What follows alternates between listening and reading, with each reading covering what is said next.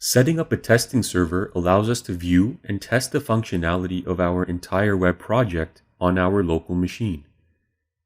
This avoids having to transfer the files to our production server every time we want to preview a file we've created or an update we've made to an existing file.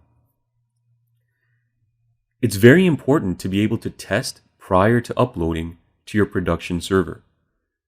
This is primarily because any issues can be resolved during the testing process. This avoids unnecessary disruptions in service if the changes you made contain bugs or other security vulnerabilities.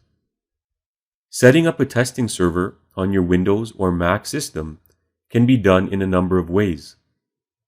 Remember that for the purpose of this course, we're going to be working heavily with HTML, CSS, JavaScript, jQuery, MySQL, and PHP.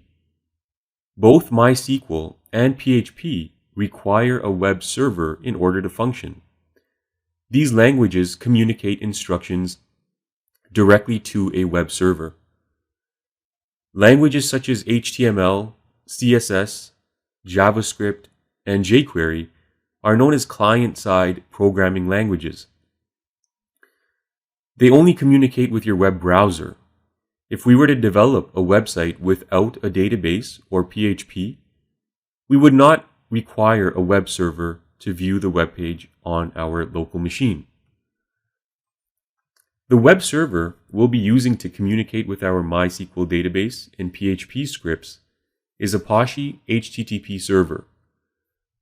When installed on your Windows or Mac machine, this server runs in the background and provides essential services through various protocols and through different ports. Some of the essential services include HTTP on port 80, SMTP on port 25, DNS on port 53, and FTP on port 21. In addition to our Apache web server, we also need to install MySQL, PHPMyAdmin, and PHP. To simplify the installation of all these components, we'll be using a popular prepackaged solution called WAMP, Windows, Apache, MySQL, and PHP. Or if you have a Mac, MAMP.